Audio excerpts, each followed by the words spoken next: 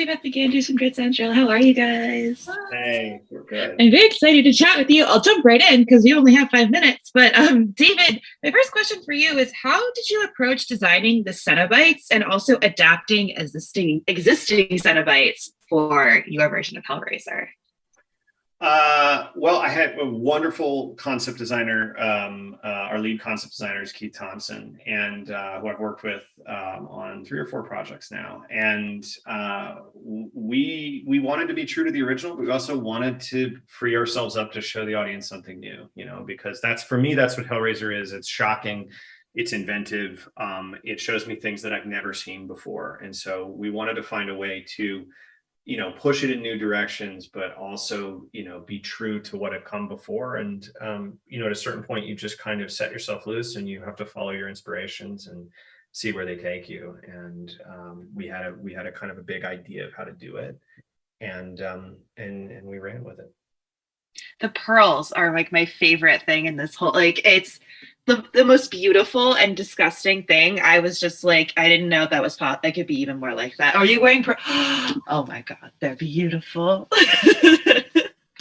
But Jamie, my question for you is how did you approach getting into character as the priest, as Pinhead? What was that like for you to get into the mindset of a Cenobite, or the Cenobite almost? So, I mean, it started with conversations with David about, like what her intentions would be, what she was feeling in the different scenes, what her goal was in the different scenes. So all of those things helped before. And then it really started in makeup, like with the Russells, with Sierra Russell. I would get into makeup in the morning and it would really start then. I make playlists for all of my characters. And, for this particular character, it was a lot of like, I did like 9 Inch Nails, Sisters of Mercy, the Lunatics, stuff like that. Like there was a lot of Depeche Mode, some Nina Hagen. Oh yeah.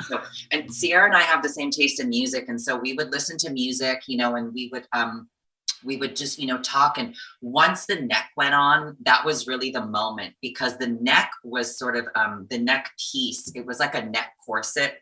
And it like zipped inside. I mean, it was very chic, but it was very constricting. And so once the neck went on, then it was there.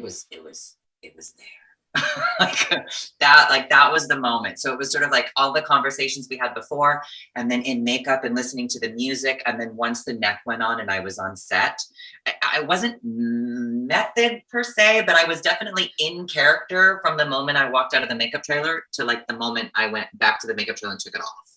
Cool. The spookiest picture I have of the entire shoot is when we were setting up and we're kind of in the labyrinth and Jamie is just staying in the headspace. And I know she's really, really uncomfortable. And she's just standing up against the wall with like one hand on the stone, just keeping in this state of mind. And I'm running around outside the crew. I'm like, hurry. She's in it. She's going to get her in front of the camera. And, but you would stay there in a really wonderful way. And she has such a presence that, when she enters set, like the regality of it is striking to the crew, and people, we step back. It's like a hush kind of falls over the room. And so you pay your respects and you better roll. Oh my God, I got goosebumps a little bit just thinking about that, honestly. And then my last question, Jamie, for you, what does it mean for you to be able to play the legendary Pinhead? I mean, it means the world to me. I mean, honestly, I didn't think that I would ever get this. When the audition came, I said to my manager, I was like, I'm never going to book this. I'm not doing this. Like, this is like one of those things that, where they just cast a really wide net. I was like, I'm going to be one of hundreds. This is impossible for someone like me.